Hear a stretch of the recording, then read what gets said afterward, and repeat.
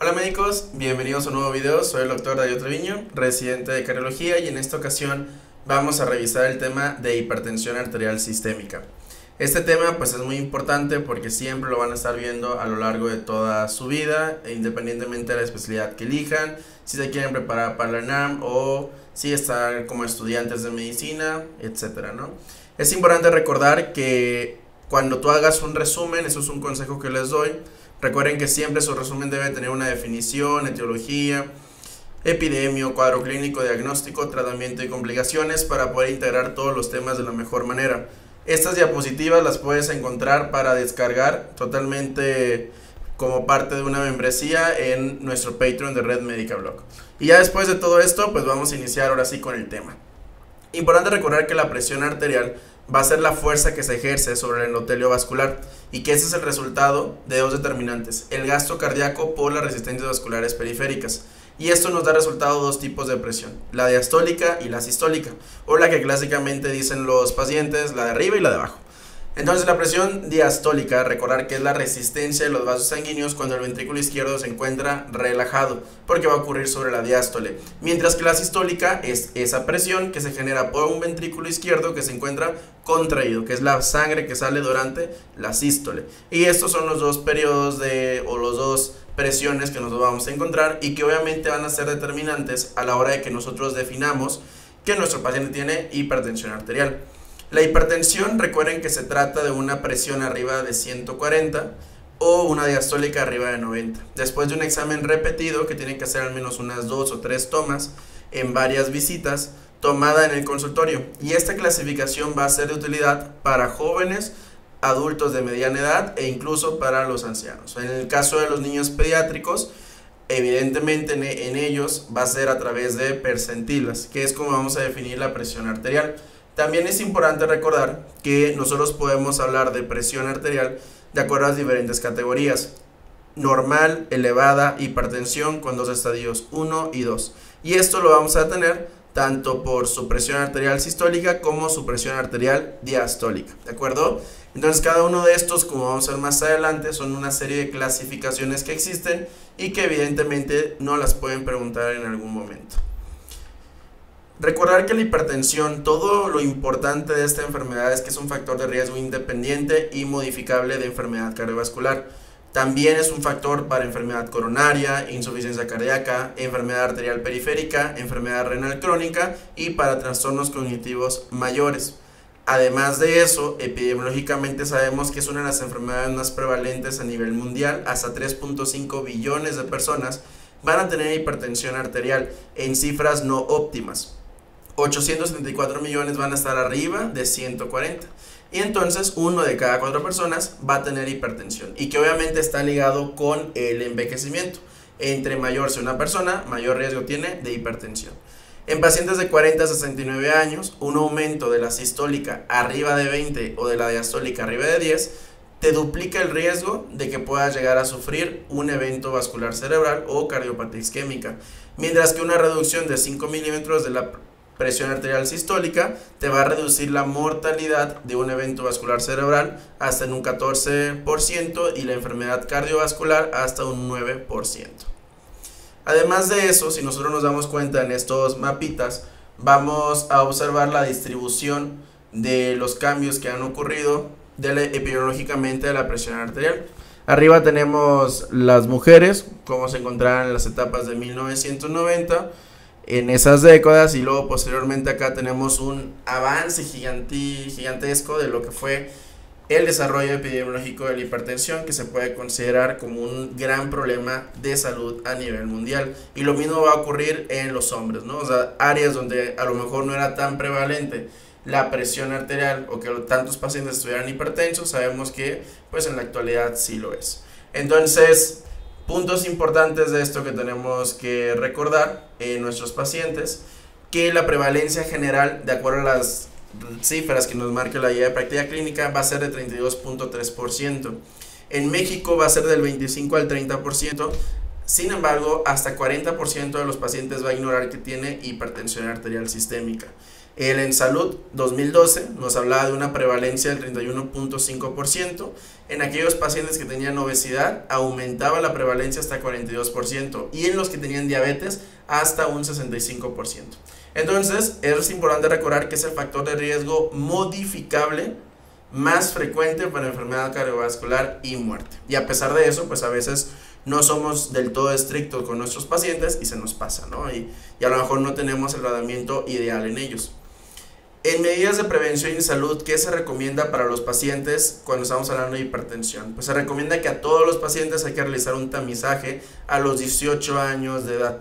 Esto con la intención de identificar casos o hacer modificaciones en el estilo de vida. Además de eso, todo paciente que tenga edad mayor de 40 años, tabaquismo, obesidad, que tenga hipertensión arterial, diabetes, historia de enfermedad cardiovascular en familiares de primer grado o historia de diabetes o de enfermedad renal en familiar de primer grado, se le tiene que hacer una evaluación del riesgo cardiovascular. Recuerda que hay muchas escalas para evaluar el riesgo cardiovascular, algunas de ellas son las escalas de SCORE, SCORE 2, el Global Risk, entre otras, ¿no? Las de la AJA misma, etc. Esto nos define o nos sirve para saber qué riesgo tiene mi paciente de tener un evento cardiovascular mayor en los próximos 10 años. Como medidas adicionales de prevención de salud, pues sabemos que todo lo que nos modifique un mal estilo de vida nos va a ayudar a que nuestro paciente reduzca la prevalencia de tener hipertensión. Entonces hay que recomendar el ejercicio aeróbico a todos los pacientes, mantener en peso ideal a los pacientes, o sea que no tengan sobrepeso ni obesidad, fomentarlos para que reduzcan su peso los pacientes con consejería sobre su dieta, sobre el ejercicio físico regular y darles motivación también a los pacientes.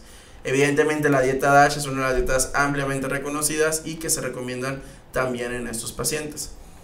Se recomienda disminuir el consumo de alcohol, todo paciente que sea hipertenso, que tengan factores de riesgo cardiovascular. La ingesta de alcohol se tiene que limitar a 14 unidades en los hombres y 8 unidades en las mujeres. ¿De acuerdo? Recuerda que una unidad va a corresponder a 125 mililitros de vino o 250 mililitros de cerveza. Esto para tratar de cambiar lo de los gramos, porque lo de los gramos que se utilizaba antes en algunas guías y que se sigue utilizando todavía, por ejemplo en gastro, cuando se habla de cirrosis alcohólica y todo ese show, ya se trata de cambiar porque es más fácil utilizar unidades que utilizar gramos. Sin embargo, tienes que estar familiarizado con ambos conceptos. Evidentemente, todo paciente que tenga un riesgo cardiovascular elevado, hay que suspenderle sí o sí el tabaquismo. No puede fumar un paciente, no debería nadie de poder fumar, pero pues en general eso es lo que se recomienda. Factores de riesgo, la edad. Entre más vamos avanzando en la edad, más riesgo tenemos de que nuestro paciente pueda llegar a desarrollar pues la presencia de hipertensión, la ausencia de ejercicio, la obesidad. Aquellos pacientes que al nacimiento nacen con un número reducido de nefronas, pues también van a tener factor de riesgo de desarrollar hipertensión. ¿Qué pacientes son los que nacen con número reducido de nefronas? Pues aquellos pacientes que tuvieron restricción del crecimiento intrauterino, hijos de madre diabética, hijo de madre preeclámptica, etc. Que tengan antecedentes familiares, el consumo excesivo de sodio, la raza. Nosotros como población latinoamericana estamos expuestos a tener hipertensión y obviamente el consumo no moderado de alcohol. Acá tenemos más factores de riesgo enlistados que fueron similares a los previos. Una frecuencia cardíaca de 80 también se asocia. Recordar que los factores socioeconómicos y psicosociales son importantísimos para el riesgo de desarrollo cardiovascular o de hipertensión en los pacientes. La hiperuricemia, la diabetes, los trastornos de los lípidos como el colesterol total que se encuentra muy elevado o HDLs que no se encuentran en cifras subóptimas. A mayor edad, el sexo es más frecuente en hombres que en mujeres que desarrollan hipertensión y pues todos los demás que aparecen acá, ¿no? Para nosotros estratificar el riesgo, que era lo que te comentaba previamente, todo paciente que tenga presión arterial elevada o factores de riesgo cardiovascular como antecedentes familiares de enfermedad cardiovascular prematura, que son aquellos que tuvieron familiares con eventos de BC, isquémicos, de infartos del miocardio, de enfermedad arterial periférica joven, su familia la tuvo joven en sus padecimientos. Recuerda que tenemos que hacer ese tipo de escalas, porque es lo mínimo que le podemos ofrecer al paciente para poderlo captar y hacer medidas de prevención. ¿Qué escalas existen? Pues uno de ellos es el sistema SCORE, que es el sistema de evaluación del riesgo coronario sistemático. o score como se dice, y recordar que esto nos dice o nos habla de 4 categorías en las cuales nos van a determinar estas categorías que si el paciente tiene un riesgo bajo, intermedio, alto o muy alto. El riesgo cardiovascular nos va a determinar el mejor momento y la mejor opción de inicio de tratamiento, principalmente en aquellos pacientes que tengamos con hipertensión. Recordar que en pacientes con enfermedad cardiovascular ya establecida, diabetes, enfermedad reumatosa que no produzca síntomas todavía, pero que ya la evidenciamos, o que tengan enfermedad renal crónica, ya son pacientes de alto riesgo y no es necesario hacerles un score de riesgo porque ya son de alto riesgo, ¿de acuerdo? No vas a perder el tiempo haciéndoles este tipo de scores. Acá tenemos esta tablita en donde nos habla de esto que te decía: riesgo bajo, moderado, alto y muy alto riesgo. Los riesgos bajos son aquellos que tienen menos de 1% de riesgo score, que nos traduce el riesgo de enfermedad cardiovascular mayor en menos de 10 años, ¿no? Los riesgos moderados pues son aquellos que tengan hipertensión grado 2 o que tengan un riesgo calculado del 1 al 5%. Los riesgos altos ya son todos aquellos pacientes donde hablamos con enfermedad renal crónica que tengan riesgos calculados del 5 al 10%, que tengan hipertrofia del ventrículo izquierdo hipertensiva, aquellos pacientes que tengan diabetes o aquellos pacientes que ya tengan algún tipo de antecedente o de factor de riesgo cardiovascular más importante, principalmente hipertensión grado 3, colesterolemia, que tengan colesterol arriba de 310, etc.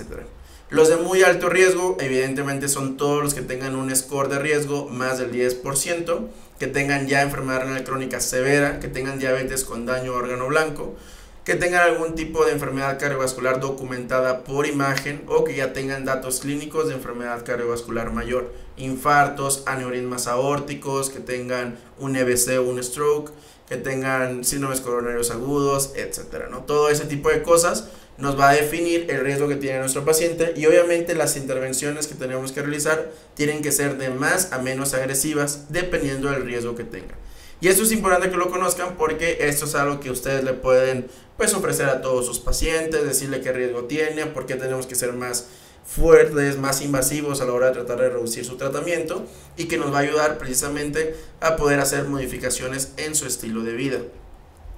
Esta estratificación de riesgo también nos va a permitir saber o entender que un paciente, a pesar del sistema SCORE o de los otros sistemas que existen, podemos tener que ya tenga una enfermedad crónica secundaria por la hipertensión, y es lo que nosotros hablamos como hipertensión mediada o hipertensión con daño a órgano blanco, pero que puede ser asintomática.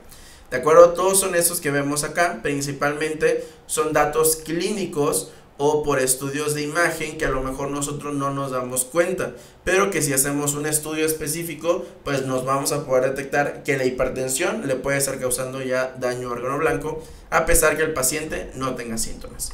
La estrechez arterial, que tenga una presión de pulso mayor a 60, que tenga la velocidad de la onda pulsada carotidia y femoral mayor de 10, obviamente los datos de hipertrofia de ventrículo izquierdo, como pueden ser los índices de Sokolov-Lyon o el voltaje de Corner. Ecocardiográficamente, pues que tenga hipertrofia del ventrículo izquierdo, que tenga microalbuminuria cuando le hacemos un examen general de orina a los pacientes, que identifiquemos que tiene enfermedad renal o que tenga un índice de tobillo-brazo menor de 0.9 o que ya tenga retinopatía avanzada con hemorragias o exudados o la presencia de papiledema. También podemos hablar de enfermedad cardiovascular ya establecida, pues obviamente si ya tiene un EBC, tiene lesión de las arterias coronarias, puede ser con infarto, puede ser con angina, que tenga ya una placa ateromatosa evidenciada por imagen, que tenga falla cardíaca, incluso la falla cardíaca de FEBI preservada, que tenga enfermedad arterial periférica o que tengan fibrilación auricular. Y obviamente aquí falta pues que tengan enfermedad renal crónica en esos pacientes. Y esta estratificación de riesgo al final se va a definir con lo siguiente. Nos habla de enfermedad, hablando de hipertensión y en la etapa de la hipertensión, ¿no? Si nos encontramos en etapa 1, etapa 2 o etapa 3. Esto se hace referencia a que si la hipertensión te está generando algún daño específico, y que obviamente tienes que ser un poco más intenso en el tratamiento. Acá vemos los grados de hipertensión: normal alta, grado 1, grado 2 y grado 3. Si te das cuenta, esta clasificación es un poco diferente a la clasificación que vimos al principio. ¿Esto por qué razón? Porque esta clasificación es de la ESC y la que vimos al principio es la que recomienda la guía de la AJA. Va a depender de qué clasificación utilicemos para poder hacer las definiciones, pero en general mayores 140/90 nos habla en todos los grupos de clasificaciones de hipertensión de un nivel u otro, ¿de acuerdo? Entonces, una vez que nosotros definimos la hipertensión, vamos a definir el estadio de la enfermedad, y esto lo hacemos pues haciendo las líneas, ¿no? Si no tenemos datos de enfermedad o de daño a órgano blanco asintomático, que son los que vimos previamente, pero tenemos factores de riesgo cardiovascular importantes, pues aquí es donde vamos a empezar el riesgo cardiovascular que a lo mejor va a tener nuestro paciente. Son pacientes de muy alto riesgo, de riesgo moderado o de riesgo bajo. Igual lo vemos acá abajo, vean donde tenemos la enfermedad renal crónica en grado 3 o que tenga diabetes sin daño a órgano blanco. Y acá enfermedad renal crónica grado 4 o diabetes con daño a órgano blanco o que ya tenga enfermedad cardiovascular establecida. Y obviamente todos estos son de alto riesgo. Este riesgo que nos habla, pues del riesgo que va a tener nuestro paciente de tener complicaciones cardiovasculares mayores. Y que obviamente tenemos que hacer medidas con la intención de disminuir ese riesgo. ¿Por qué? Porque todos los pacientes, por ejemplo, que ya se encuentran con una enfermedad establecida, lo que vamos a ofrecer es una prevención secundaria. Si ya tuvo un infarto, evitar que tenga otro infarto. Si ya tiene enfermedad renal crónica, pues evitar que tenga un infarto cerebral adicional. Si ya tiene el paciente un EBC, pues evitar que progrese a una enfermedad renal crónica. Eso es a lo que me refiero, ¿de acuerdo? Y eso es lo que tenemos nosotros que ir a buscar a la hora de tratar a nuestros pacientes. Además de eso, recordar que nosotros cuando evaluamos la presión, pues evidentemente tenemos que definir los grados de hipertensión. Por ejemplo, acá tenemos óptima, menor de 120/80. Si nosotros tenemos esto en nuestra consulta, ¿qué es lo que tendríamos que hacer? Pues tenemos que repetir la presión arterial cada 5 años en estos pacientes. Si tenemos una presión normal de 120/129 y de 80/84, pues la repetimos al menos cada 3 años. Si es normal alta, de 130/139 o de 85/89, hay que considerar que no nos encontramos ante una hipertensión enmascarada, que esto, como vamos a ver más adelante, lo podemos resolver con la medición ambulatoria de la presión arterial, ya sea por un mapa o por un AMPA. Si no es el caso, pues hay que repetirlo de forma anual la presión arterial. Y si ya hablamos de hipertensión más de 140/90, evidentemente tenemos que confirmar el diagnóstico, ya sea en visitas repetidas o colocarle un mapa a nuestro paciente. Y ya posteriormente hablamos de hipertensión ya confirmada y le damos tratamiento de forma específica a este paciente. ¿Cómo se toma la presión? Que es uno de los problemas que siempre nos encontramos y que obviamente nosotros como personal de salud tenemos que conocer de forma amplia. Todo paciente tiene que estar sentado de forma cómoda en un ambiente tranquilo y tiene que estar sentado al menos por 5 minutos. Se recomienda hacer al menos 3 tomas de 1 a 2 minutos de diferencia. Si existen diferencia de más de 10 milímetros de mercurio en las primeras 2 tomas, es cuando nosotros vamos a hacer una tercera medición.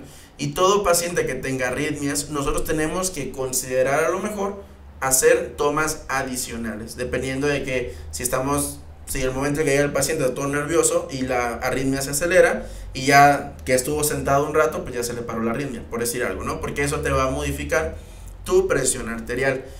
Evidentemente no puede ponerse el paciente ropa que le apriete el brazo, que es uno de los problemas que siempre nos encontramos.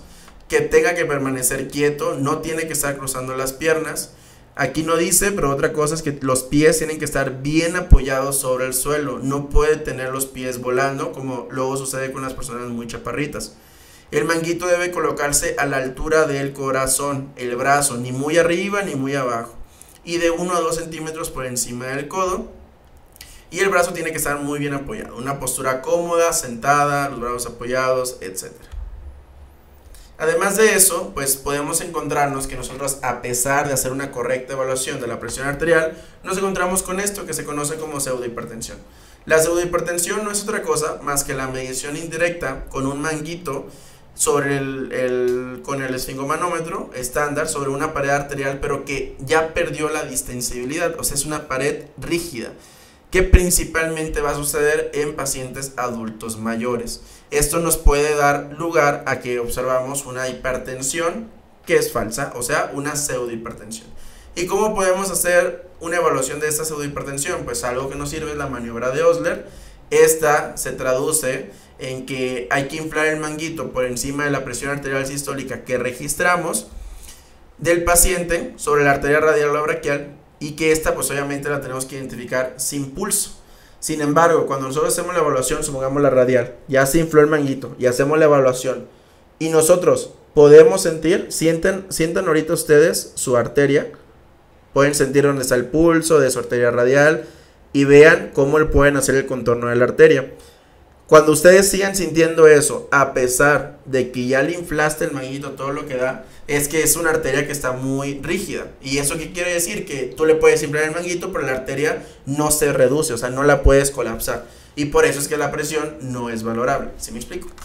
Ante estos casos, ¿qué es lo que se tiene que realizar? Pues si tenemos una maniobra de Osler positiva, pues evidentemente hay que utilizar el otro brazo.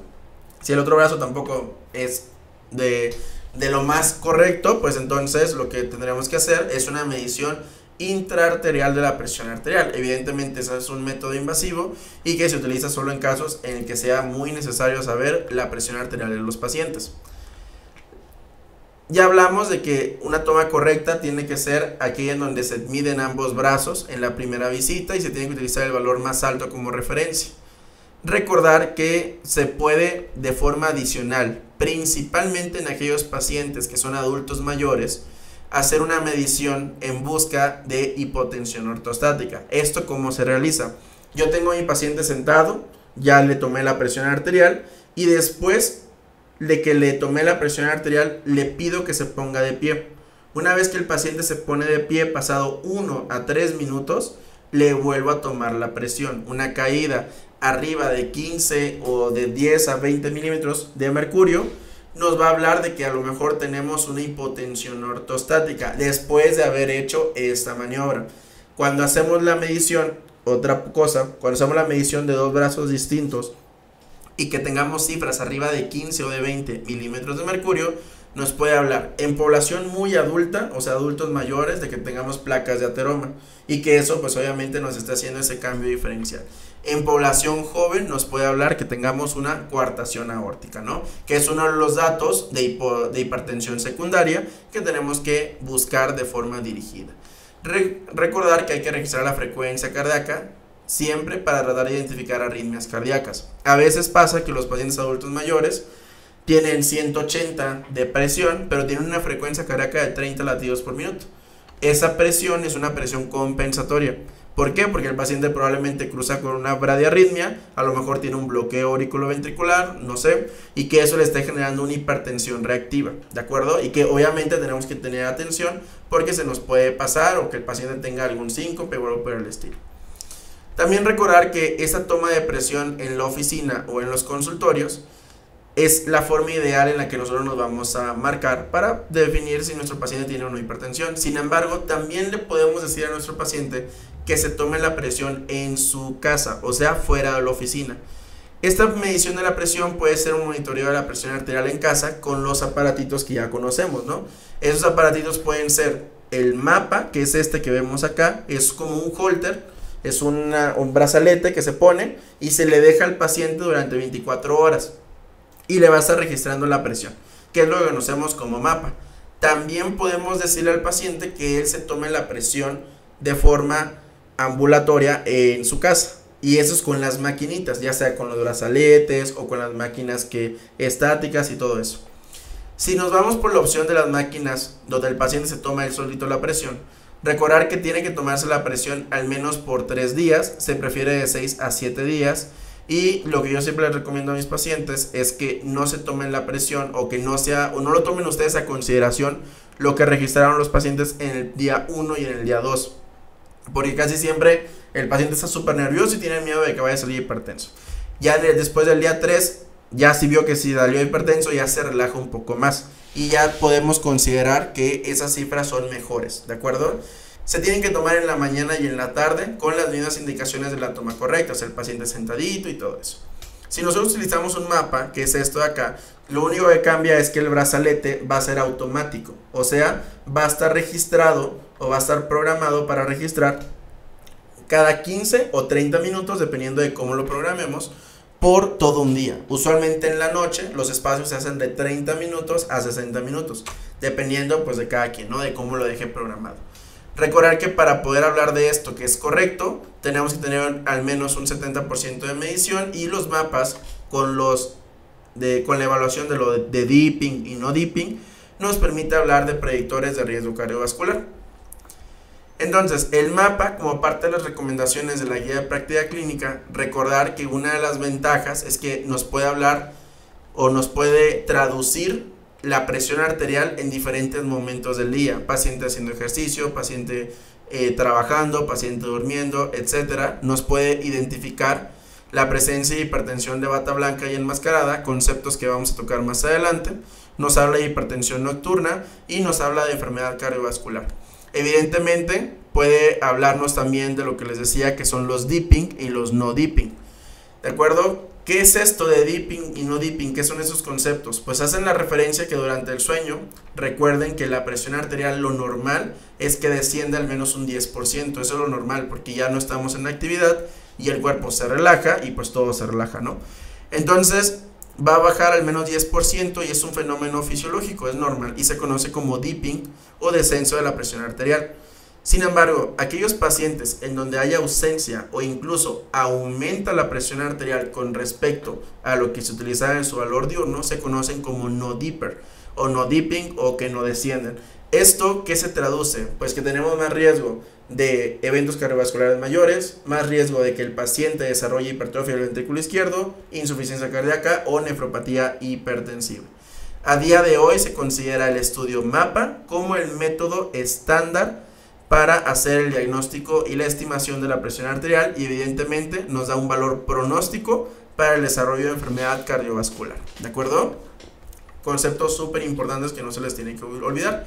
Acá tenemos un cuadrito de la ESC en donde nos habla de las ventajas y desventajas de que utilicemos el monitoreo ambulatorio de la presión arterial, o ya sea con un mapa o que el paciente se lo tome él solito, ¿no? Mapa o él solito. La diferencia principal que ustedes van a encontrar es que el mapa es el brazalete automático, te va a medir la presión en la noche, y el otro no, porque el paciente está durmiendo. Esa es la única diferencia mayor que puede existir. Las otras es que estos, donde el paciente se toma él solito la presión, el inconveniente es que si el paciente tiene una mala técnica, las cifras van a estar mal. Entonces hay pacientes que a veces es difícil explicarles o que no se entiendan cómo se tiene que tomar la presión. Entonces en esos casos, si tienes un mapita, ponles un mapa, es muchísimo mejor.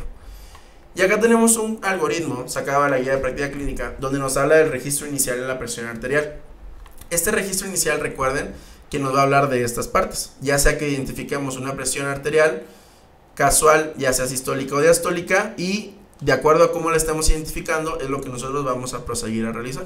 Por ejemplo, aquí tenemos cifras de 135, menor de 135 y menor de 85. Lo siguiente que nosotros tenemos que hacer es que si es menor de 120-80 es una presión buena. Solo hay que hacer cambios en el estilo de vida, no se les olvide, cambios en el estilo de vida para todos siempre. Si tenemos una presión de 120 a 134 o de 80 a 84 la diastólica, hay que hacer dos cosas: hacer tratamiento no farmacológico, o sea, ya ponernos estrictos sobre bajar de peso y conseguir sus metas, dejar de fumar, reducir el consumo de alcohol, etc. Y se tiene que hacer una nueva valoración en 6 meses a este paciente. Si ya hablamos de que tenemos una cifra sistólica arriba de 135, pero menor de 150, o de 85 a 110, entonces aquí lo siguiente que nosotros tenemos que realizar es un monitoreo domiciliario de la presión arterial. Este monitoreo domiciliario es, como les decía, se le pone al paciente, se le da un equipo, ya sea un mapa o un equipo portátil de esos que los pacientes utilizan, y se le pide que esté tomando la presión. Hacemos un registro de todas las presiones que se tomaron, y si este registro nos sale que es menor de 135 sobre 85, lo siguiente que tenemos que evaluar es si este paciente no está presentando un fenómeno de bata blanca. El fenómeno de bata blanca quiere decir que cuando el paciente va al consultorio, el paciente tiene hipertensión. ¿Por qué? Porque ve al médico y se estresa o la razón que sea.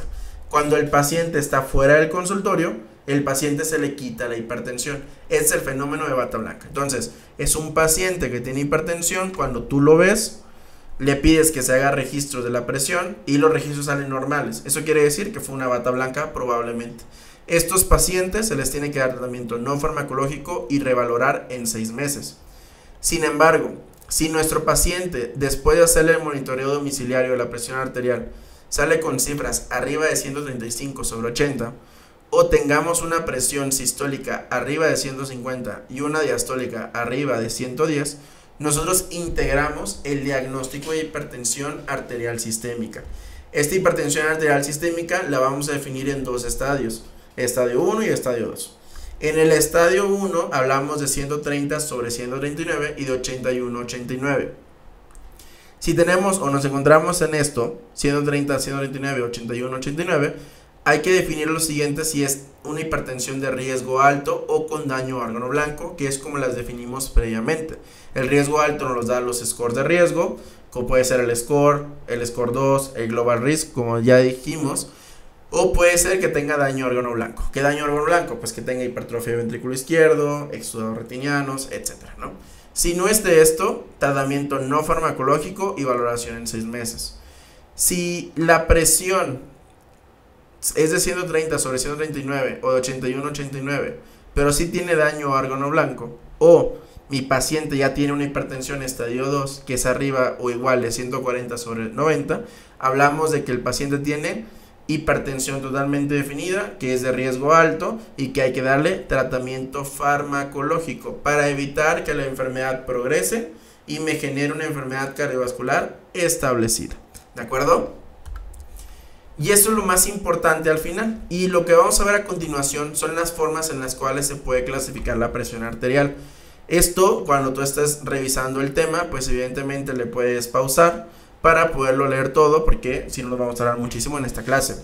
Aquí lo que te voy a decir es que recuerda que al hablar de clasificación de la hipertensión, por ejemplo, en parte de la guía de la ESC, que son estas guías, hablamos de óptima, normal, normal alta, hipertensión grado 1, grado 2, grado 3 e hipertensión sistólica aislada, fenotipo que se presenta principalmente en pacientes adultos mayores. Si nosotros nos vamos y evaluamos las demás grados de hipertensión, nos damos cuenta de que se puede clasificar de otras formas, pero las cifras casi siempre son muy similares. En forma muy personal, a mí me gusta más evaluar la presión como esta clasificación, más que utilizar otras, pero va a depender de cada quien, ¿no? Evidentemente. El abordaje, pues recuerden que el propósito de evaluar una hipertensión es diagnosticarlo, evidentemente, descartar causas secundarias de hipertensión, identificar y aclarar y definir los objetivos no farmacológicos a los que tiene que llegar ese paciente, ver qué factores de riesgo cardiovascular tiene y cuáles son modificables y ver las comorbilidades que tiene. Hay que hacer una historia clínica donde tenemos que hacer un tiempo de diagnóstico, registro de la presión, qué medicamentos toma, todos los antecedentes del paciente, patológicos, embarazos previos, uso de alcohol o de drogas, etc.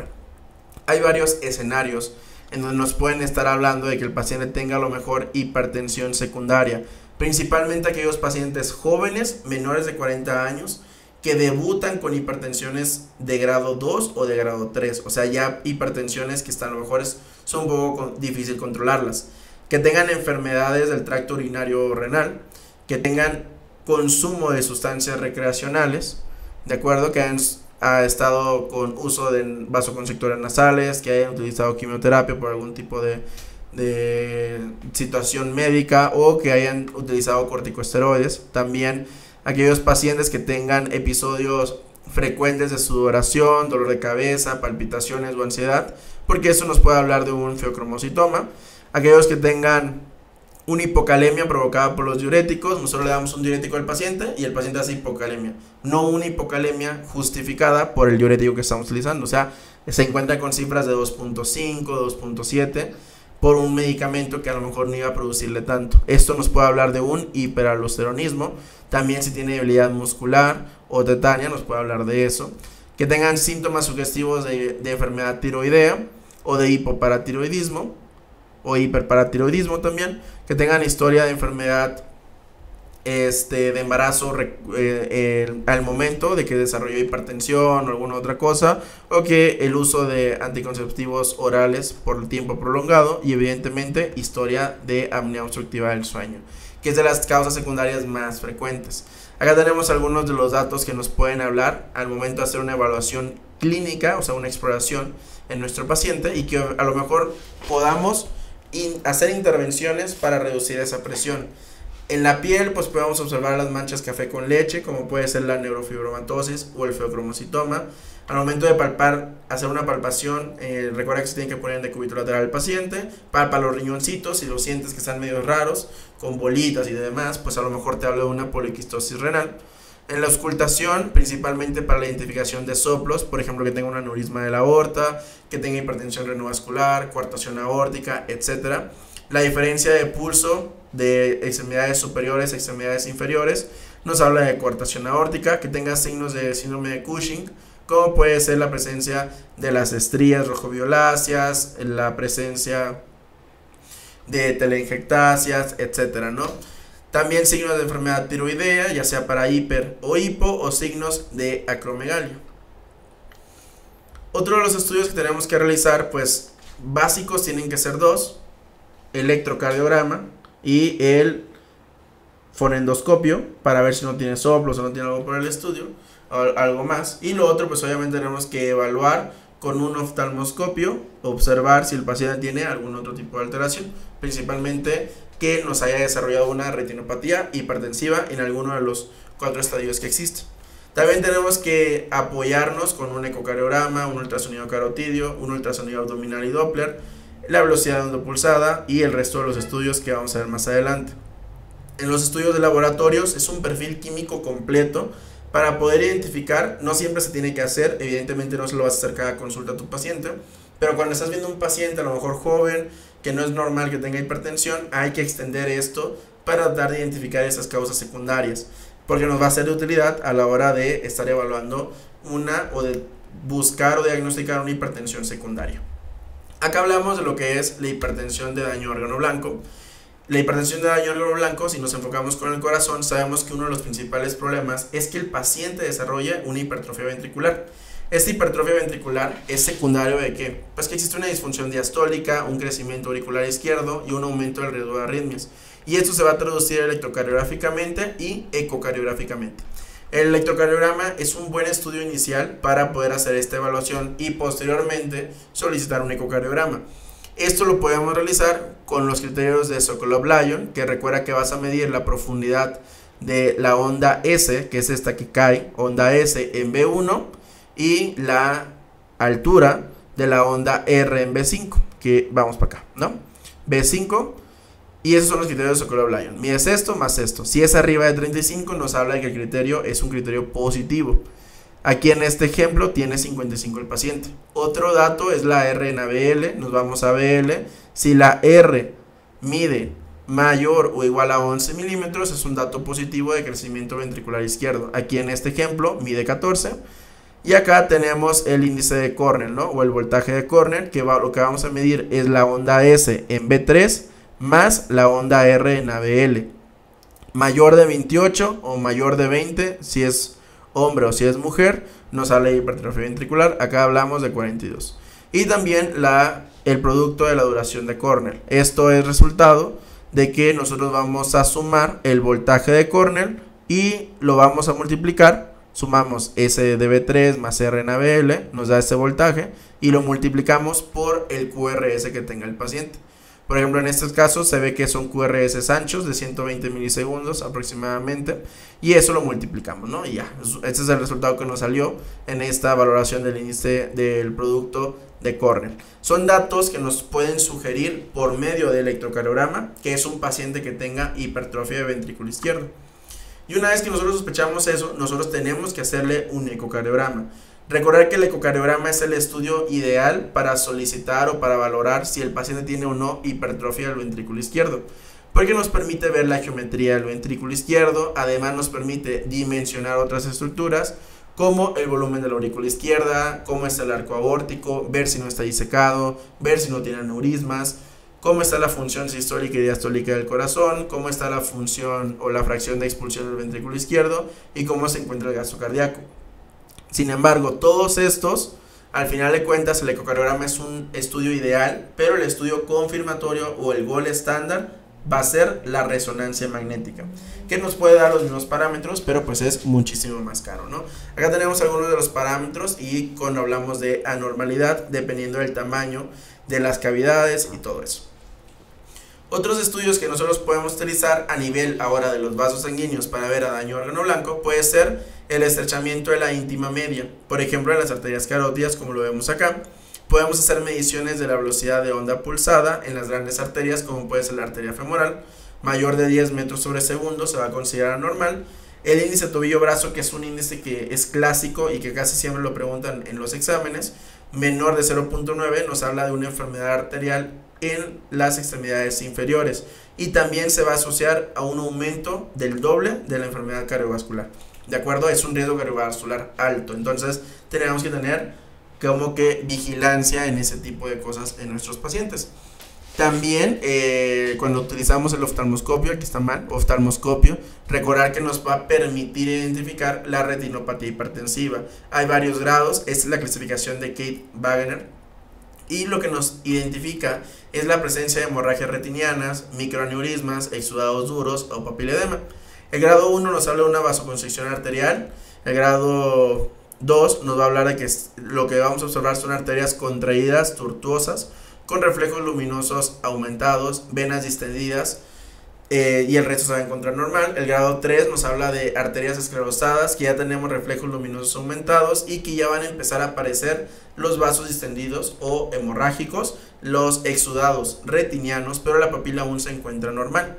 Ya en el grado 3, en el grado 4, perdón, pues ya la diferencia va a ser que ya tengamos papiledema en estos pacientes. De acuerdo, que son formas en las cuales podemos hacer esta evaluación. Acá tenemos algunas de las características de cuando hablamos de daño a órgano blanco y los estudios que nosotros podemos llegar a utilizar para definir estos daños. Por ejemplo, si tengamos pacientes que tengan hipertrofia del ventrículo izquierdo, la sensibilidad por el electro, por el eco y así sucesivamente, ¿no? De cada uno de los estudios que nosotros podemos utilizar para la identificación del daño a órgano blanco. Una vez que nosotros podemos hacer eso y ya tenemos nuestro perfil de todos nuestros pacientes, damos continuidad ahora con el tratamiento. El tratamiento, el objetivo pues obviamente es buscar una reducción de la presión arterial sistólica de 10 milímetros de mercurio o de la presión arterial diastólica de 5 milímetros de mercurio. ¿Esto por qué? Porque se ha documentado que te va a reducir el riesgo de MACE, la mortalidad por todas las causas, eventos vasculares cerebrales, enfermedad coronaria e insuficiencia cardíaca. La reducción va a ser consistente e independiente de la presión arterial y es la base, pues obviamente, para tratar las comorbilidades accesorias o anexas que tenga el paciente, ¿no? ¿Cuándo iniciamos el tratamiento? Pues va a depender evidentemente de cada sociedad. Aquí tenemos las recomendaciones de las guías de práctica clínica, pero también va a depender del contexto que se encuentra nuestro paciente. Por ejemplo, aquellos pacientes que tengan hipertensión normal alta, pues lo que tenemos que hacer son cambios en el estilo de vida. ¿En quiénes podemos considerar inicio de tratamiento? Pues aquellos que son de muy alto riesgo, o sea, que ya tengan una enfermedad establecida. Pacientes que tengan enfermedad coronaria, diabetes, etcétera, ¿no? Es en los cuales podríamos considerar inicio de tratamiento antihipertensivo. En los grados 1, pues va a ser hipertensión. Aquí vamos a tener que la presión, pues sabemos que es de 140 a 159 o de 90 a 99. Lo que vamos a hacer en todos, si se dan cuenta, son cambios en el estilo de vida, pero ya en estos iniciamos tratamiento con medicamentos dependiendo del perfil que tenga nuestro paciente, principalmente en aquellos que son de alto riesgo o de muy alto riesgo. Pero aquí se recomienda pues que ya se les inicie a todos, principalmente si después de 3 a 6 meses de que hicimos cambios en el estilo de vida no mejoró, pues le iniciamos el tratamiento. Ya los grado 2 y grado 3 en todos los pacientes, independientemente del perfil, le vamos a iniciar tratamiento antihipertensivo y el objetivo es estar controlando dentro de los primeros 3 meses la presión arterial. Si no la podemos controlar en esos primeros 3 meses, es que algo estamos haciendo mal o el paciente tiene algo extra que nos está impidiendo controlar, como una hipertensión secundaria. Entonces, acá tenemos, por ejemplo, en las presiones normal alta, se va a recomendar cambios en el estilo de vida. En caso de presentar muy alto riesgo, iniciamos, pues, obviamente, tratamiento farmacológico. Los tipo o los grado 1, solamente si es de bajo riesgo, podemos hacer cambios en el estilo de vida. Todos los demás se les da farmacoterapia. Y si es de alto riesgo, evidencia en blanco, se les tiene que iniciar farmacoterapia, evidentemente. Todo grado 2 y grado 3, como ya vimos, se les tiene que iniciar tratamiento farmacológico y cambios en el estilo de vida. El objetivo es controlar a ese paciente en los primeros 3 meses. Acá tenemos algunos perfiles de pacientes en los cuales nosotros nos hablamos de los objetivos. Eso es algo que nosotros tenemos que tener muy en cuenta porque dependiendo de la enfermedad que tenga nuestro paciente, el objetivo puede cambiar, al igual dependiendo de la edad. Principalmente en los pacientes adultos mayores. ¿Por qué? Porque los adultos mayores pueden llegar a presentar o pueden llegar a tener a más riesgo de presentar hipotensión asociada por los medicamentos y que obviamente esto puede ser perjudicial en su vida diaria. Entonces, aquellos pacientes con hipertensión, si se dan cuenta, en ningún escenario se recomienda que la presión sea menor de 120. ¿Esto por qué razón? Porque resulta que cuando nosotros hablamos de hipertensión, hablamos de un evento de curva J. O sea, la reducción de la mortalidad y de la morbilidad va a ocurrir en este descenso de la curva J. Si la mortalidad aumenta, si está muy elevada la presión, pero si nosotros la bajamos mucho, también podemos aumentar la mortalidad de los pacientes. Por esa razón es que se manejan cifras de objetivo. Por ejemplo, en la hipertensión, si se dan cuenta, la mayoría son 130, ya en adultos mayores hasta 140, diabetes es lo mismo. En la enfermedad renal crónica hablamos de menores de 140 y si lo tolera de 130. Si tiene enfermedad arterial coronaria, pues hablamos de 130, 130, 139 en el resto de la población, etcétera. La mayoría de los pacientes van a requerir diastólicas de 70 a 79. No se puede bajar más de eso la presión porque también es contraproducente para nuestros pacientes. Los objetivos del tratamiento, pues obviamente ya eso es una extensión de la diapositiva anterior. Dependiendo de la comorbilidad es donde nosotros podamos hablar o podemos definir nuestros objetivos. Siempre hay que tener cuidado con los pacientes adultos mayores porque ser muy agresivos en ellos, de darles muchos medicamentos, puede condicionar que nuestro paciente tenga un deterioro rápido de su función, principalmente en aquellos pacientes frágiles. Las intervenciones del tratamiento no farmacológico que más eficaces han resultado ser, pues uno es la pérdida de peso, evidentemente reducir el consumo de sal, aumentar la actividad física, aumentar el consumo de potasio, reducir el consumo de alcohol a moderado, usar la dieta DASH, que esos son algunos de los ejemplos que incluye la dieta DASH, que es una dieta que está enfocada en reducir la hipertensión, detener el consumo de tabaco y obviamente recordar que necesitamos darle a lo mejor o considerar en estos pacientes terapias de varias formas, tanto psicológica como grupal, como por medicamentos, para hacer que reduzca el hecho de tener tabaquismo activo, porque el simplemente hecho de decirle que oiga, deja de fumar, le va a reducir del 1 al 3% de los pacientes. Entonces nada, tenemos que integrar a ese paciente a medidas para que realmente pueda dejar de fumar. Además de eso, recordar que el consumo de sodio también va a presentar una curva J. Si tú le quitas todo el sodio al paciente, el paciente se puede morir. Entonces hablamos de que se recomienda un consumo, ¿de acuerdo? El consumo tiene que ser de 2 gramos de sodio al día, o lo que equivale a 5 gramos de sal al día. No más de eso es lo que se recomienda. Recordar que el consumo moderado de alcohol también te puede ayudar a reducir tu riesgo cardiovascular, ¿de acuerdo? Y que puede reducir también la presión arterial. Hay que limitar el consumo por semana, como vimos, a 14 unidades por semana en los hombres y de 8 unidades por semana en las mujeres. Una unidad va a corresponder a 125 mililitros o una copita de vino o a una cervecita, ¿no? Entonces hay que reducir el consumo, hay que quitar el consumo en la cuestión de hablar de tabaco. Evitar tabaquismo, reducimos la presión del 5 al 10, reducir el consumo de alcohol de 2 a 4 mililitros de mercurio, una alimentación saludable de 8 a 14, la actividad física regular, al menos 30 minutos de ejercicio al día, reduce de 4 a 9 milímetros de mercurio, la reducción del consumo de sal, no exceder los 5 gramos de sal al día, de 2 a 8, y el control de peso de 5 a 20. Además de eso, una vez que nosotros dimos nuestro tratamiento no farmacológico, pues lo siguiente es ver qué le podemos ofrecer a nuestro paciente de medicamentos. Hay muchas guías, hay muchas recomendaciones, pero todos se sintetizan en estas 4 opciones.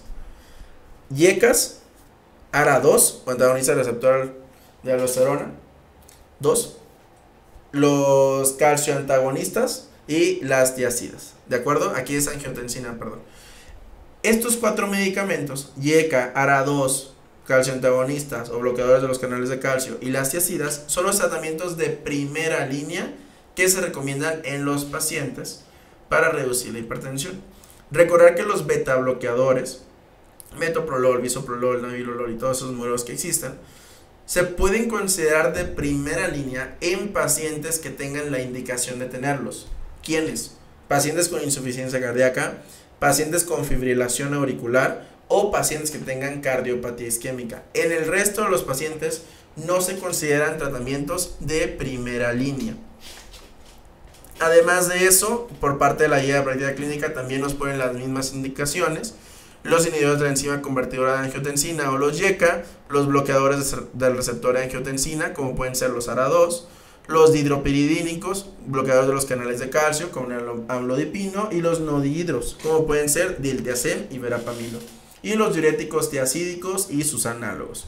El tratamiento se recomienda para tratar de reducir la presión arterial, evidentemente, y conseguir los objetivos que comentamos previamente. Recordar que se recomienda el uso de 2 o más fármacos. Ya no se recomienda la monoterapia, a excepción de ciertos grupos poblacionales. Vamos a iniciar con 2 o más fármacos porque contienen las siguientes ventajas. Se alcanza más fácilmente el objetivo porque actúan sobre vías distintas. Obviamente no le vas a dar enalapril y captopril. No, o sea, tienen que ser de familias distintas. Y nunca combinar un YECA con un ARA2. Entonces te queda YECA con calcio antagonista, YECA con tiacídico, o YECA, si le quieres iniciar beta bloqueador, pues con beta bloqueador, ¿no? Pero nunca un YECA y un ARA2 juntos, porque van hacia la misma vía. Y lo único que van a hacer es aumentar el riesgo de eventos adversos. Nos permite tener menos efectos adversos al no alcanzar una dosis alta de cada fármaco. Pueden potenciar el efecto de otros fármacos antihipertensivos, ya sea de efecto aditivo o efecto sinérgico.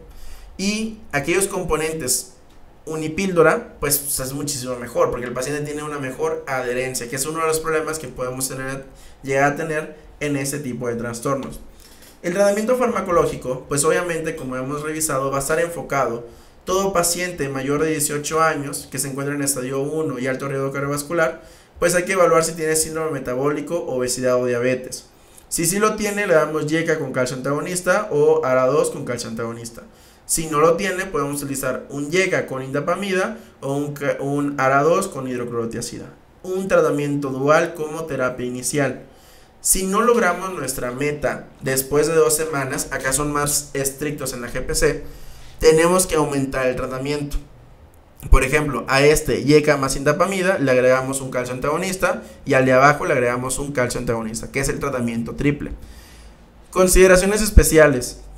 La monoterapia solamente se intenta en aquellos pacientes con hipertensión leve y bajo riesgo cardiovascular o aquellos que tengan fragilidad, ¿de acuerdo? No se les olvide eso. Hay que tratar de que el paso 1 y el paso 2 sean de una sola píldora, porque con eso mejoras la adherencia al tratamiento. La meta de la presión es de 130/80, jamás menor de 110/70, porque con eso aumentamos su riesgo cardiovascular en los pacientes.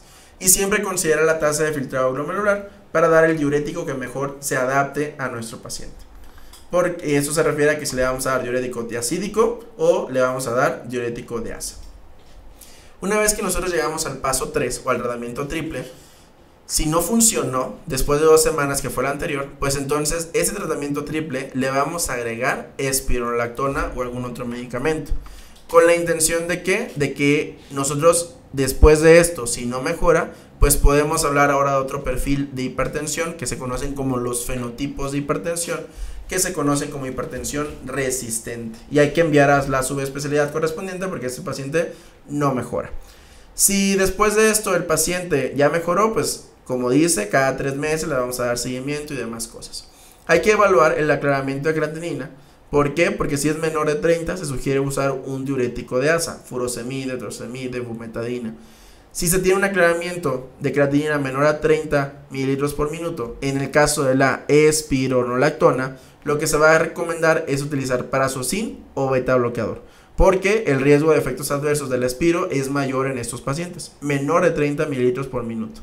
Y obviamente se sugiere revisar combinaciones disponibles en los cuadros de fármacos de la institución de tu preferencia. Este cuadrito de acá, súper importante, porque nos va a permitir identificar qué es tomado la guía de práctica clínica de hipertensión en el adulto mayor. Lo interesante de este cuadro es que nos habla de las combinaciones que se pueden realizar. Vamos a partir desde aquí, pacientes sin comórbidos, le podemos dar diurético tiacídico más un calcio antagonista, un YECA o un ARA2. Si tiene enfermedad renal crónica hay que evaluar la tasa de filtrado glomerular. Si es mayor de 30 es lo mismo que vimos previamente, YECA o ARA2 para reducir la proteinuria y le podemos agregar un calcio antagonista o beta bloqueador. Si es lo mismo aplica para diabéticos. Si la tasa de filtrado es menor de 30, lo que se recomienda son calcio antagonistas de primera elección y le agregamos YECA o ARA2 o un diurético de asa. Si es menor de 30 ya no se recomiendan los diuréticos tiacídicos porque van a perder su eficacia. En el EBC, calcio antagonistas, en la cardiopatía isquémica hay que evaluar la frecuencia cardíaca. Si la frecuencia cardíaca es menor de 60, no le puedo dar beta bloqueadores porque tengo riesgo de que el paciente se bradicardice o incluso se bloquee, o sea, haga un bloqueo auriculoventricular y que pues el paciente empeore, ¿no? Si es el caso, pues hay que darle otros medicamentos. Si el paciente tiene insuficiencia cardíaca, hay que evaluar su perfil específico y demás, pero también es candidato a beta bloqueador. Si tiene cardiopatía isquémica y la frecuencia es mayor de 60, es súper candidato a beta bloqueador como tratamiento de primera línea y ya después le das todo lo demás que quieras. Hay varios fenotipos de hipertensión como estuvimos hablando, la hipertensión de bata blanca, la hipertensión enmascarada, resistente al tratamiento y la refractaria al tratamiento, y obviamente la hipertensión sistólica aislada. La hipertensión, pues cuando hablamos de bata blanca y de hipertensión refractaria nos podemos apoyar de este cuadrito, PA o presión arterial en domicilio y en consultorio. Si se encuentra mayor de 130/80 en el domicilio, pero en el consultorio está menor de 130/80, hablamos de una hipertensión enmascarada. Si está elevada en ambos, pues hablamos de una hipertensión sostenida. Si está la presión disminuida en el domicilio y en el consultorio, es un paciente normotenso. Pero si la hipertensión está disminuida en el domicilio, pero está elevada en el consultorio, hablamos de una hipertensión de bata blanca.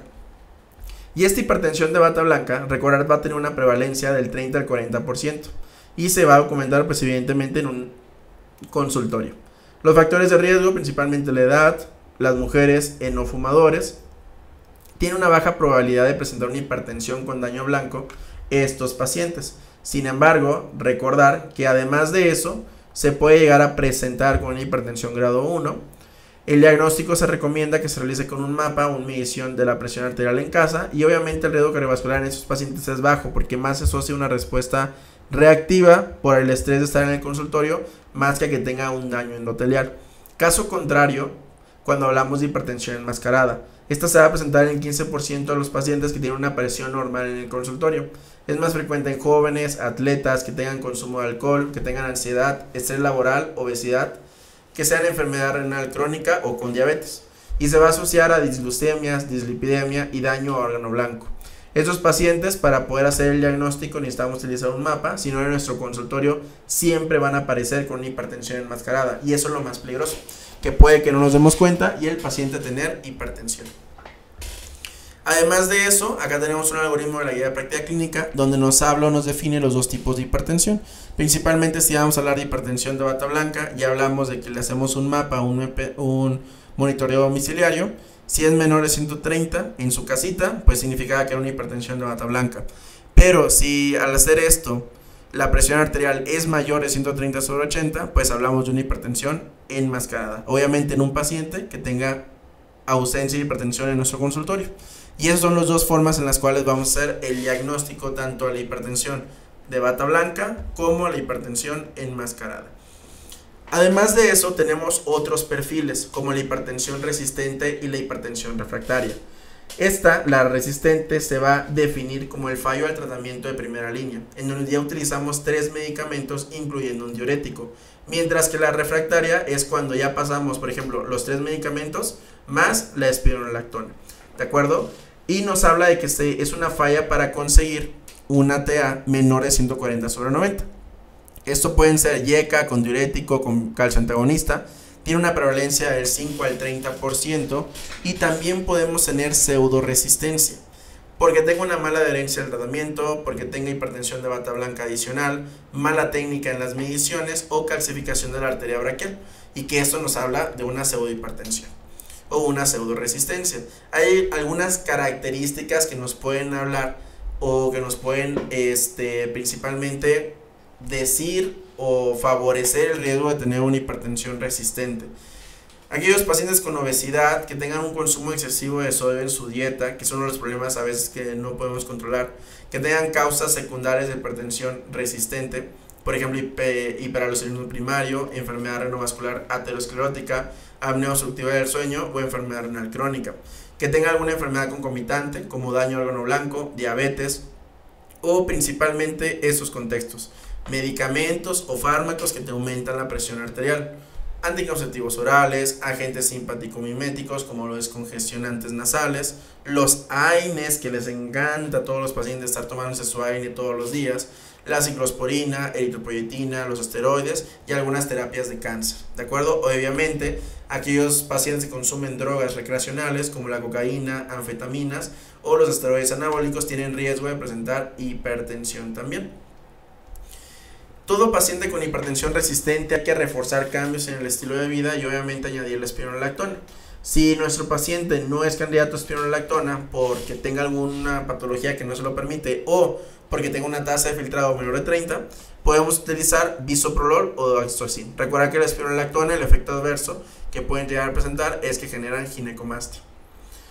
La hipertensión refractaria, lo que hablamos es que ahora nosotros pasamos de acá, en donde le añadimos espironolactona, a una hipertensión resistente, pero el paciente sigue hipertenso. Entonces esto habla de que tengamos más de 5 medicamentos a dosis tope, a pesar de estar utilizando también un antagonista del receptor mineralocorticoide. En este caso es una hipertensión refractaria al tratamiento y lo que se tendría que plantear es utilizar otras medidas para controlar la presión, pero principalmente hay que ver la adherencia al tratamiento, porque las mismas causas que vimos previamente de pseudohipertensión resistente son las mismas que van a aplicar en este contexto. La hipertensión arterial maligna es otro concepto que pueden llegar a presentarse en tu práctica clínica o en tu práctica diaria. Y esto habla de que tengamos una presión súbita que nos va a generar una lesión súbita. Esta lesión súbita puede ser cambios en el fondo de ojo como hemorragia en llama o papiledema, que tengan CID, que tengan encefalopatía, insuficiencia cardíaca aguda o deterioro de la función renal. Y se va a caracterizar porque generan una necrosis fibrinoide de vasos pequeños en los riñones, retina y cerebro, trombos arteriolales y depósito de fibrinas en arteriolas. Y pues se presenta evidentemente con una hipertensión grave. Esto evidentemente va a entrar en el concepto de una emergencia hipertensiva por el daño que está ocurriendo.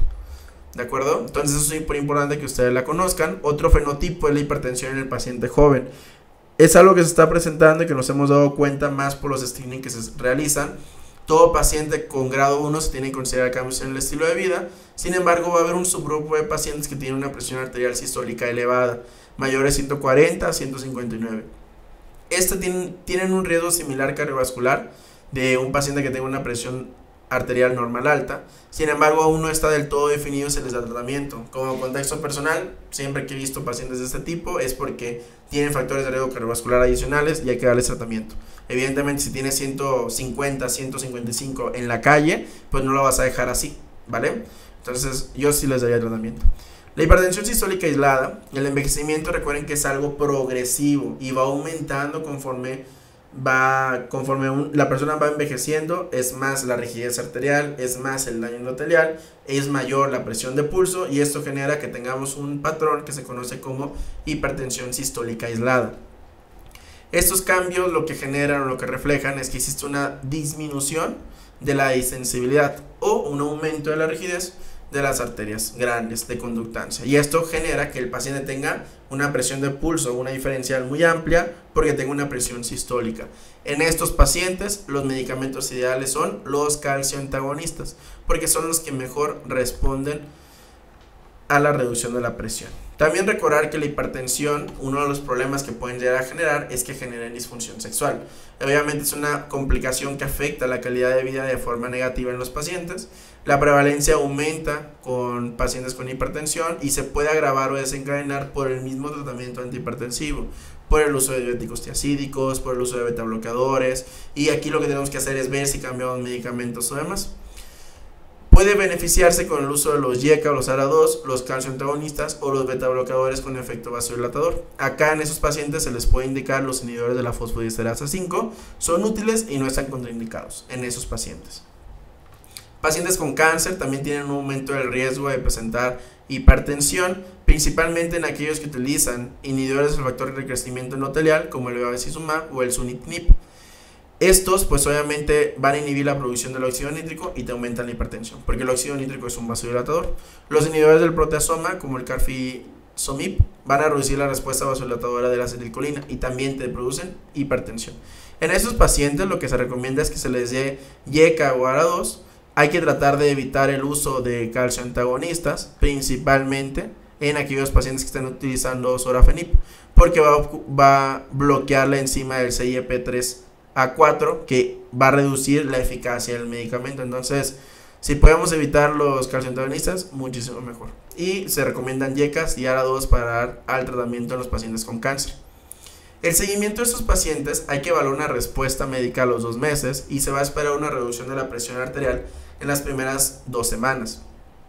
Aquellos pacientes donde se determina una emergencia hipertensiva o con daño órgano blanco, recordar que no se debe suspender el tratamiento antihipertensivo, ¿de acuerdo? Hay que continuarlo, evidentemente. En el resto de los pacientes se puede considerar reducción de fármacos con optimización de cambios en el estilo de vida conforme vayamos teniendo su mejoría a lo largo de los años. Pero si el paciente te debutó con una encefalopatía, te debutó con un EBC hemorrágico, tuvo daño progresivo en la enfermedad renal, o sea, estaba con un KDIGO 3 y ahora está con un KDIGO 2, pues en ellos ya no le vas a modificar los tratamientos, o sea, se los vas a dejar a pesar de haber pasado su emergencia, ¿de acuerdo? Esto es lo que trata de decir esta diapositiva. En aquellos pacientes que tienen hipertensión secundaria, recordar que principalmente tú tienes que sospechar y pensar que es un paciente joven, que tenga historia familiar positiva de hipertensión o que tenga hipertensión resistente. Corresponden al 5 al 10% de los casos de hipertensión y se tienen que descartar causas secundarias, AINES, uso de anticonceptivos orales, etcétera, ¿no? Todo ese tipo de cosas, drogas recreacionales, porque eso te va a modificar tu presión y a lo mejor una hipertensión que ya se estableció, pero que no la puedes bajar de refractaria o de resistente. Si el paciente deja de meterse esos chochos, se le va a quitar o se le va a reducir más fácil la presión, ¿sí me explico? Pero para eso pues tenemos que saberlo, si no pues es imposible. Aquí tenemos algunos de los medicamentos que te pueden llegar a producir una hipertensión secundaria, ¿de acuerdo? Y pues son cosas que ustedes tienen que revisar al final de cuentas, porque te los pueden llegar a preguntar en algún momento. Eso es súper importantísimo. De acuerdo al grupo de edad que estés evaluando una hipertensión secundaria, es donde tú tienes que buscar las causas típicas. Por ejemplo, en los jóvenes y en los adolescentes se asocian con trastornos de enfermedades del parénquima renal, la coartación aórtica y los defectos monogénicos. En los adultos jóvenes, las enfermedades también del parénquima renal. En las mujeres, principalmente la displasia fibromuscular y algún trastorno monogénico no diagnosticado. En los adultos de edad media, aloceronismo primario, SAUS, Cushing, fibromuscitoma, enfermedad renal y enfermedad aterosclerótica renovascular. En los adultos mayores, pues la enfermedad renovascular aterosclerótica y también enfermedades tiroideas. El aloceronismo primario, recordar que también se va a conocer como síndrome de Cohn. Este va a aumentar la producción de aldosterona y va a representar del 5 al 15% de los casos. lo que genera es que va a haber una supresión de la actividad de la renina plasmática, el paciente va a cursar con alcalosis metabólica y van a presentar hipocalemia, misma que se va a agravar con la administración de diuréticos, que es una hipocalemia inapropiada para el diurético. Por ejemplo, le ponemos diuréticos tiacídicos que sí te bajan el potasio pero no tanto, y de repente el paciente trae 2.8, entonces es una hipocalemia inapropiada y probablemente se trate de un hipoaldosteronismo primario, ¿de acuerdo? También nos podemos apoyar de estos valores, que es la concentración plasmática de aldosterona o CAP o CPA, y la actividad de la renina plasmática, que es el ARP. Un cociente mayor o igual a 70 con un CAP mayor o igual a 15 y una ARP menor de 1 nos habla del diagnóstico de aldosteronismo primario, ¿de acuerdo? Entonces, aquí, ¿cuándo vamos a considerar buscar un aldosteronismo primario en esos pacientes? Aquellos que tengan hipertensión e hipopotasemia, hipertensión resistente, incidentaloma suprarrenal e hipertensión o sospecha de hipertensión secundaria. Hacemos las mediciones. Si el CPA se encuentra elevado, si la actividad de la renina plasmática se encuentra disminuido, o si tenemos un cociente CPA-RP mayor o igual a 20 y mayor o igual a 15 el CPA, que es la concentración plasmática de aldosterona, hay que investigar el aldosteronismo primario. Pero si este cociente nos sale arriba de 70, que es esto que está acá, pues evidentemente va a tener aldosteronismo primario, ¿de acuerdo? Entonces simplemente no se les olvide eso, que son cosas que pueden llegar a preguntar. Las dos causas más frecuentes de que tengamos un aldosteronismo primario, ¿cuáles van a ser? Que tengamos un adenoma o hiperplasia suprarrenal bilateral. La diferencia, nos apoyamos con una TAC suprarrenal. El tumor solitario, mayor de 1 centímetro, es indicación de cirugía. Si tiene adenomas bilaterales, se les puede dar espironolactona, que es un antagonista del receptor mineralocorticoide, o eplerenona. Entonces, este algoritmo nos dice, si tenemos un aldosteronismo primario confirmado, le hacemos una tomografía suprarrenal. Si está normal, micronodular o masas ocupantes, pues hay que ver la probabilidad de que tenga nuestro paciente un aldosteronismo con la presencia de hiperplasia, ¿no? Que al final de cuentas es lo que nos puede llegar a hablar, que tengamos una hiperplasia. Entonces, de esto después, lo que vamos a hacer la búsqueda del lado contralateral es que tenemos un nódulo hipodenso o que se encuentre unilateral y demás, pues probablemente nos habla de que tengamos en este paciente un adenoma, y si tenemos un adenoma, pues se lo tenemos que quitar al paciente, ¿no? ¿Por qué? Porque es una indicación de cirugía, porque ese paciente no va a mejorar. Si después de que nuestra probabilidad de que tuviera un adenoma es bajita y ya consideramos otros tratamientos como que tenga una hiperplasia suprarrenal o algo por el estilo, pues obviamente le tenemos que dar a este paciente tratamiento farmacológico. Y este tratamiento farmacológico, ¿con qué se va a recomendar? Es que sea con espironolactona o que sea con eplerenona. La estenosis de la arteria renal, recuerden que es otra de las causas que te pueden llegar a producir. Esto es secundario a la aterosclerosis en el 70 al 90% de los casos. Va a afectar al ostium principalmente, esas son las arterias renales, de acá viene la aorta y demás, y el tercio proximal del tronco y de la arteria renal y de la aorta perirrenal. 10% de los pacientes puede llegar a presentar otro fenotipo que se conoce como displasia fibromuscular. Esto es un tipo de vasculitis que afecta principalmente la capa media de las arterias y es más frecuente en mujer joven, que es el caso clásico. Mujer joven con hipertensión secundaria, ¿cuál es una de las causas más probables? Pues que se trate de una displasia fibromuscular.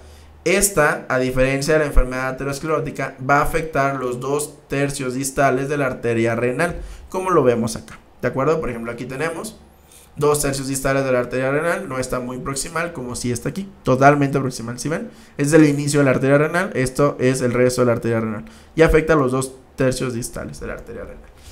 Esa es la diferencia, y que se mira en esto como en forma de arroceado o algo así. Esas estenosis de la arteria renal, recuerden que se van a caracterizar porque van a tener una hipertensión grave o secundaria, que va a tener evidencia de retinopatía hipertensiva, incluso grado 3 y grado 4, va a tener un inicio abrupto de la hipertensión, especialmente en hipertensión bien controlada, un inicio precoz o inicio tardío de la misma, empeoramiento de la función renal después del uso de un YECA o de un ARA2, como sucedía con el aldosteronismo primario, que utilizaba tiacidas o diuréticos, acaba de suceder lo mismo. En lugar de que se baje el potasio, lo que va a pasar acá es que la creatinina se va a elevar. Tú le diste YECA o 1 a la 2 al paciente y tenía 1 de creatinina y mañana o pasado mañana amanece con 2 de creatinina. ¿De acuerdo? Eso es ¿por qué? Porque lo que hacen estos medicamentos es reducir el flujo sanguíneo o la vasoconstricción que ocurre a nivel renal, y con eso pues lo que le haces es potenciar la enfermedad. ¿De acuerdo? Por estos mecanismos sobre la arteria eferente y aferente. Va a haber un empeoramiento paradójico también de la hipertensión con el uso de diuréticos. Podemos evidenciar la presencia de un soplo abdominal sistólico diastólico que se va a irradiar a uno o a ambos flancos, y va a haber una diferencia mayor de 1.5 de tamaño entre riñones en ambos estudios. ¿De acuerdo? La apnea obstructiva del sueño es otra de las enfermedades que se pueden llegar a presentar. Recuerden que es una obstrucción repetitiva de más de 10 segundos de la ventilación, y eso es causado por un colapso de la vía aérea faríngea o con un esfuerzo respiratorio asociado. Se tiene que diferenciar la apnea central del sueño, porque esta se caracteriza por una pausa de más de 10 segundos de la ventilación, pero no tiene esfuerzo asociado. Alguien que, por ejemplo, cuando ves a una persona roncar, ves que hace un esfuerzo para poder respirar porque se está ahogando, ¿no? Estos de la apnea central del sueño, ellos no hacen nada, ellos simplemente dejan de respirar y luego les regresa el impulso respiratorio a esos pacientes. Acá tenemos algunos de los factores predisponentes y las características clínicas. Son un perfil de pacientes muy clásicos, que es raro que no lo logremos identificar. Se caracterizan por ronquidos, apneas observadas, edad avanzada, tienen insomnio y somnolencia diurna. También se asocian con pacientes obesos y sexo masculino. El tratamiento tiene que estar enfocado en bajar de peso, no usar sedantes y reducir el consumo de alcohol, evitar la privación del sueño y evitar dormir en supino. Se les puede dar también CPAP, úvulo-palatofarincoplastia, el avance mandibular, y en el caso de los niños que tengan SAOS se les puede realizar una amigdalectomía, porque con eso le quitamos las amígdalas que a lo mejor están hipertrofiadas y favorecemos el flujo del aire de forma cuando el paciente está dormido, y le va a ir un poquito mejor. Hay unas causas raras que se pueden llegar a presentar. Por ejemplo, pueden ser las enfermedades del parénquima renal, pueden ser el fenocromocitoma, que se caracteriza por las 5 P's, que tienen una hipertensión paroxística, tendrán dolor de cabeza, palpitaciones, que tengan sudoración excesiva, palidez, etc. Es una hipertensión que está marcada o precipitada por el uso de medicamentos, y el diagnóstico se relaciona con metanefrinas en plasma o en orina de 24 horas. Otras causas: síndrome de Cushing, ya sabemos perfectamente los fenotipos, los distiroidismos y los hiperparatiroidismos. Todos esos también te pueden causar una hipertensión arterial secundaria. Y hay algunos síndromes genéticos que son muy raros, por ejemplo el síndrome de Gordon, el síndrome de Liddle, que es el clásico que preguntan siempre, el síndrome de Liddle, en cuestión de una hipertensión secundaria. Este síndrome de Liddle, recuerda que se asocia con un fenotipo en el cual tenemos hipocalemia, alcalosis metabólica, y que el efecto es porque tenemos un aumento de la actividad de la ENaC, ¿de acuerdo? Entonces estos pacientes van a responder al tratamiento con amiloride, que es una de las cosas de los síndromes monogénicos clásicos que pueden llegar a hacer pregunta de algún tipo de examen o algo por el estilo. Acá tenemos algunas de las causas de hipertensión secundaria, como ya vimos: drogas o alcohol, aldosteronismo primario, enfermedad renovascular o apnea obstructiva del sueño son las más frecuentes. Causas infrecuentes, pues todo lo demás. Y ya con esto damos concluido lo que fue esta clase. Esto es una clase larguita, pero es una clase súper interesante.